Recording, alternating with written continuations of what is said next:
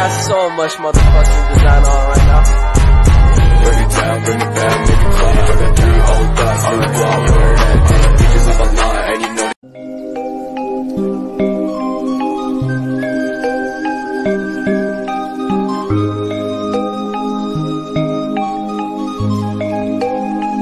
Kerajaan Kutai adalah kerajaan Hindu tertua di Indonesia. Kerajaan Kutai terletak di tepi Sungai Mahakam, Kalimantan Timur. Keberadaan kerajaan Kutai diketahui berdasarkan sumber berita berupa prasasti berbentuk yupa atau tiang batu yang berjumlah 7 buah. Adapun isi prasasti tersebut menyatakan bahwa raja pertama kerajaan Kutai bernama Kudungga. Raja pertama dari kerajaan Kutai adalah Kudungga. Ia memiliki putra bernama Asmawarman yang disebut sebagai pembentuk keluarga.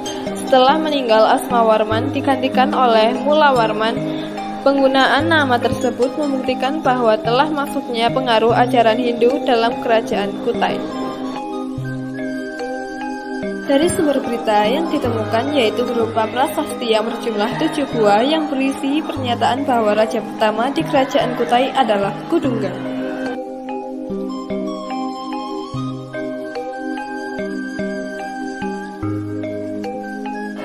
Kerajaan Mataram kuno atau Mataram Hindu merupakan kelanjutan dari kerajaan Kaliga di Jawa Tengah sekitar abad ke-8 Masehi sebelum akhirnya pindah ke Jawa Timur pada abad ke-10 Masehi. Kerajaan Mataram kuno telah berdiri dan berkembang sekitar abad ke-7 Masehi dengan raja pertamanya adalah Raja Sanjaya. Terdapat 3 dinasti yang pernah berkuasa di kerajaan Mataram kuno, yaitu Wangsa Sanjaya, Wangsa Sailendra, dan Wangsa Ingsiana. Wangsa Sanjaya didirikan oleh Sanjaya yang memerintah kerajaan Mataram kuno dari tahun 717 sampai 780 Masehi. Dinasti ini dikenal sebagai penganut aliran Hindu Siwa. Setelah Sanjaya wafat, ia digantikan oleh putranya yang bernama Rai Panangkaran. Pada masa pemerintahan ini, ia mendukung berkembangnya agama Buddha. Kebudayaan kerajaan Mataram cukup berkembang. Hal ini dibuktikan dengan banyaknya peninggalan candi dan prasasti. Di antaranya yang terkenal adalah Candi Prambanan dan Candi Borobudur.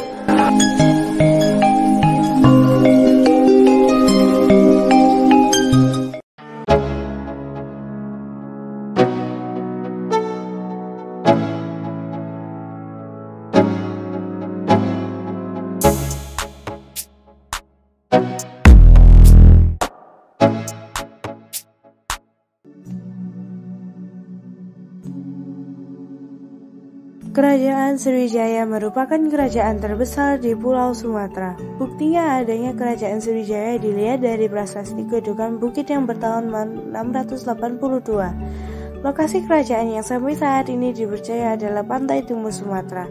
1. Raja pertama diketahui bernama Dapun Tanyang.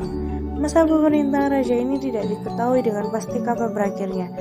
Penerus dari Dapun Tanyang yang terkenal adalah Raja Balaputra Dewa, yang masih ada hubungannya dengan kerajaan Mataram kuno di Jawa. Raja Balaputra Dewa juga masih termasuk kerabat kerajaan Sriwijaya. Raja Balaputra Dewa pindah ke kerajaan Sriwijaya akibat kalah dalam perebutan kekuasaan di kerajaan Mataram kuno. Raja-raja yang pernah berkuasa di kerajaan Sriwijaya. Dapun Tanyang dianggap sebagai raja pertama sekaligus pendiri kerajaan Sriwijaya. Perannya dalam membangun kerajaan adalah perluasan wilayah. 2. Raja Balaputra Dewa. Dari prasasti Nalanda diketahui raja ini banyak melakukan diplomasi damai dengan negara besar di Asia Tenggara yang merupakan pasar potensial untuk perdagangan, terutama India. Catatan penting dari raja ini adalah bahwa dia merupakan keturunan dinasti Sailendra di Jawa yang melarikan diri setelah kalah dalam perebutan kekuasaan dengan saudaranya. Raja Sri Sudamani Warwadewa atau Sri Culamani Warman diperkirakan masa pemerintahannya pada awal abad ke-11. Perkiraan ini dihubungkan dengan berita dari Cina yang mengabarkan datangnya pendeta dari Tibet yang bernama Atisa ke kerajaan Sriwijaya untuk mendapatkan bimbingan pendeta Buddha tertinggi kerajaan Sriwijaya yang bernama Dharma Tirta. Berita tersebut bertahun 111 dan 123. Raja Sri Sudamani Warmadewa tidak lama memerintah. Raja ini mengadakan persahabatan dengan raja-raja satu dari kerajaan Kolamandala, India. Persahabatan tersebut terakhir pada saat pemerintahan kerajaan Sriwijaya dipegang oleh Raja Sanggarwa Mawali. Kerajaan Cholamandala diperintah oleh Raja Rajendra Koladewa. Kerajaan Cholamandala menyerang Sriwijaya 2 kali. Beberapa faktor yang mendukung kejayaan kerajaan Sriwijaya. Dengan letak geografis yang strategis, kerajaan Sriwijaya berkembang menjadi kerajaan yang besar dan kuat di sektor perdagangan. Kerajaan Sriwijaya berada pada jalur perdagangan lalu lintas perniagaan antara Asia Barat, India, dan Cina. Letak Sriwijaya juga merupakan pelabuhan yang aman karena dilindungi oleh Pulau Bangka sehingga aman dari amukan badai atau gelombang laut.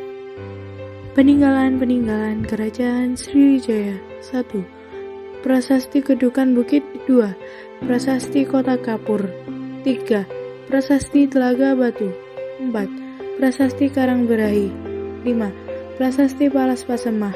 6. Prasasti Talang Tuo. 7. Prasasti Ujung Langit. 8. Prasasti Ligor. Kerajaan Kediri. Raja pertama Kerajaan Kediri, Raja Sri Jayawarsa adalah raja pertama Kerajaan Kediri menurut Prasasti Siraketing.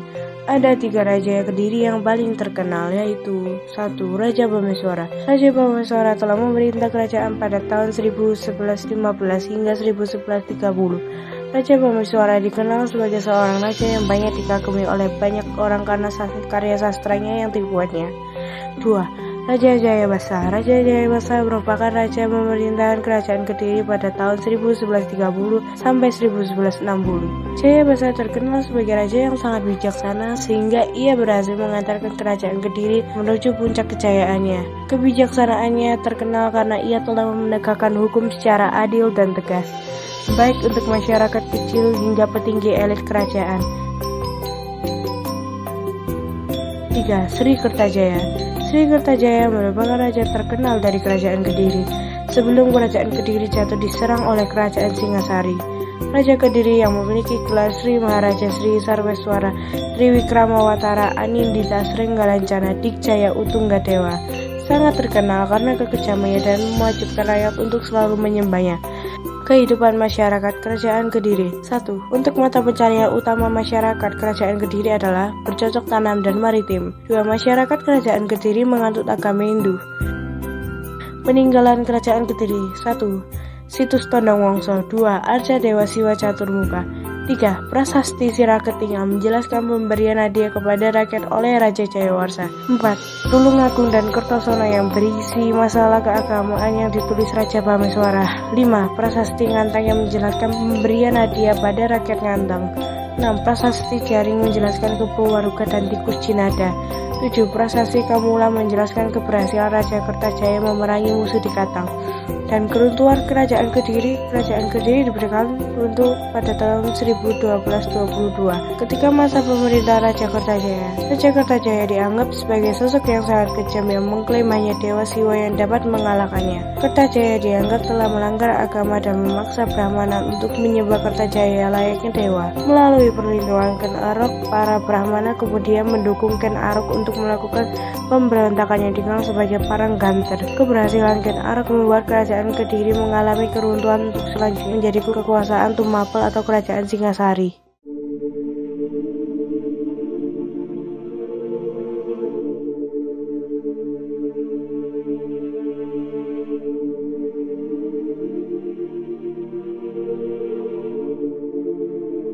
Assalamualaikum warahmatullahi wabarakatuh. Di sini saya dan teman-teman akan mempresentasikan penjelasan tentang Kerajaan Singosari dan Kerajaan Pajajaran. Selamat menonton.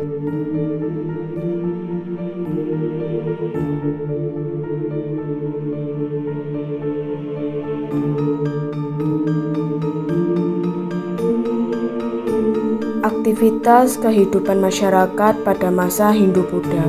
Kelompok 4. Kerajaan Singosari. Pendiri Kerajaan Singosari yang bercorak Hindu Siwa adalah Sri Ranggu Rajasa Amurwabhumi atau yang disebut-sebut Ken Arok. Kerajaan ini berdiri pada tahun 1222 yang berlokasi di Singosari, Malang, Jawa Timur. Ken Arok naik tahta pada tahun 1222 dan memerintah hingga tahun 1247. Ken Arok tewas oleh Anuspati. Anuspati naik tahta di tahun 1247 dan memerintah hingga tahun 1249. Tohjaya anak Ken Arok menghabisi Anuspati. Tohjaya naik tahta di tahun 1249 dan memerintah hingga 1250. Ia tewas dalam pemberontakan Ranggawuni. Ranggawuni naik tahta di tahun 1250 dan memerintah hingga tahun 1272. Tahta Ranggawuni digantikan oleh putranya yaitu Kertanegara. Kerajaan Singosari mencapai masa puncak kejayaan pada tahun 1272 sampai tahun 1292 Masehi pada masa pemerintahan Kertanegara. Keruntuhan Kerajaan Singosari. Kerajaan Singosari runtuh pada masa kepemimpinan Kartanegara. Faktor penyebab keruntuhan Kerajaan Singosari yaitu disebabkan oleh lemahnya pertahanan Kerajaan Singosari karena raja dan jajaran sibuk melakukan ekspansi keluar Jawa. Berikut peninggalan Kerajaan Singosari. Yang pertama yaitu Candi Sumberawan, Candi Jago, Candi Kidal, Arca Dwarapala, Prasasti Manjusri, dan Prasasti Wurali. Kehidupan masyarakat pada Kerajaan Singosari. Kehidupan sosial masyarakat Kerajaan Singosari teratur baik. Rakyat hidup dengan tentram dan damai. Begitu juga dengan masa pemerintahan Kartanegara. Dalam kehidupan ekonomi, rakyat Kerajaan Singosari hidup dari pertanian, pelayaran, dan perdagangan. Kerajaan Pajajaran atau Pasundan. Kerajaan Pajajaran merupakan salah satu kerajaan Hindu-Buddha yang didirikan di wilayah Pakuan, Bogor, Jawa Barat. Raja pertama Kerajaan Pajajaran adalah Prabu Siliwangi dengan gelar Sri Baduga Maharaja yang memerintah antara tahun 1482 hingga tahun 1521. Salah satu peninggalan Kerajaan Pajajaran adalah Prasasti Batu Tulis. Prasasti ini dibuat untuk mengenang jasa-jasa Sri Baduga Maharaja dalam memimpin Kerajaan Pajajaran. Penyebab keruntuhan Kerajaan Pajajaran atau Pasundan. Kerajaan Pajajaran atau Pasundan runtuh akibat adanya penyerangan yang dilakukan oleh Kerajaan Banten yang dipimpin oleh Maula Yusuf pada tahun 1579. Berikut peninggalan Kerajaan Pajajaran atau Pasundan. Yang pertama yaitu Prasasti Sangyang Tapa, Prasasti Kawali, Carita Parahyangan, peninggalan Kerajaan Pajajaran, dan Prasasti Batu Tulis. Kehidupan masyarakat pada masa Kerajaan Pajajaran atau Pasundan. Kehidupan sosial masyarakat Kerajaan Pajajaran antara lain seniman, baik itu penari, pemain gamelan, atau badut. Selain itu, ada golongan petani dan pedagang. Sedangkan golongan jahat yang dianggap mengganggu oleh masyarakat, yaitu tukang copet, pencuri, maling, atau perampas. Terima kasih telah menonton presentasi dari kelompok kami. Jika ada kekurangan mohon dikoreksi. Wassalamualaikum warahmatullahi wabarakatuh.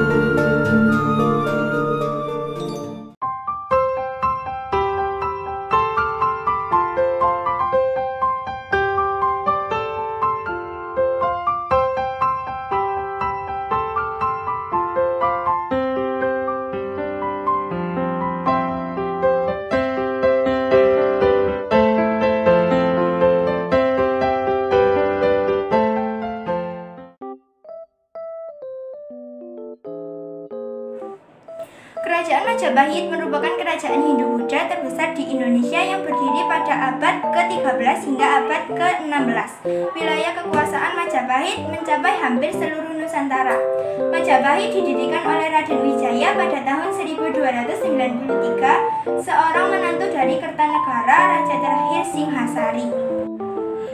Sejarah Raden Wijaya sang pendiri Majapahit. Raden Wijaya atau Dyah Wijaya adalah pendiri dan raja pertama kerajaan Majapahit yang memerintah pada tahun 1293 sampai 1309. Bergelar Sri Kertarajasa Jayawardhana atau lengkapnya Nararya Sanggrama Wijaya Sri Maharaja Kertarajasa Jayawardhana.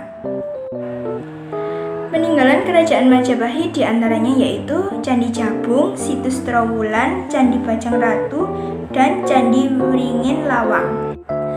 Dan ada juga Candi Panataran, Candi Tikus, dan Kitab Sutasoma. Kehidupan masyarakat di Kerajaan Majapahit. Kehidupan sosial Kerajaan Majapahit terbagi dalam kelompok masyarakat berdasar dari pekerjaan. Umumnya rakyat Majapahit adalah petani, sisanya pedagang dan pengrajin. Selain bidang pertanian, Majapahit juga mengembangkan perdagangan dan pelayaran. Keruntuhan Kerajaan Majapahit. Awal runtuhnya Kerajaan Majapahit adalah ketika 1389 Masehi setelah wafat Raja Hayam Wuruk. Selanjutnya Majapahit memasuki masa kemudaran, salah satunya adalah akibat konflik perebutan tahta. Kerajaan Tarumanagara. Tarumanagara adalah kerajaan tertua kedua di Nusantara setelah Kerajaan Kutai. Kerajaan ini pernah berkuasa di wilayah Jawa Barat pada abad ke-5 sampai abad ke-7. Peringatan pada abad ke-5 Masehi yang ditandai dengan bentuk telapak kaki Raja Purnawarman. Kerajaan Tarumanagara ditemukan di daerah Jawa Barat, Jakarta, dan Banten. Sejarah raja terkenal di Kerajaan Tarumanagara, Raja Purnawarman. Purnawarman adalah raja ketiga sekaligus termasyhur dari Kerajaan Tarumanagara yang memerintah sejak tahun 395 sampai 434 Masehi. Namanya dikenal dalam prasasti Ciaretuon, prasasti Jambu, dan prasasti Tugu, serta diperbuat dengan naskah Wangsakerta. Keruntuhan Kerajaan Tarumanagara. Berdasarkan naskah Wangsakerta, Kerajaan Tarumanagara mengalami perpecahan dikarenakan ada pembagian kerajaan dari Linggawarman ke Tarusbawa. Menantunya, hal ini mengakibatkan Tarumanagara mengalami perpecahan menjadi dua kerajaan, yaitu Sunda dan Galuh. Peninggalan Kerajaan Tarumanagara adalah Prasasti Kebun Kopi atau Prasasti Tapak Gajah, Prasasti Tugu, Prasasti Candiang atau Prasasti Munjul, dan Prasasti Ciaruteun. Kehidupan masyarakat Tarumanagara. Masyarakat Tarumanagara hidup dari hasil pertanian dan peternakan. Hal ini dapat diketahui dari isi Prasasti Tugu tentang pembangunan atau penggalian saluran sungai Gomati yang selesai dikerjakan dalam waktu 21 hari. Setelah selesai penggalian, Raja Purnawarman mengadakan selamatan dengan memberi hadiah 1000 ekor lembu kepada para Brahmana.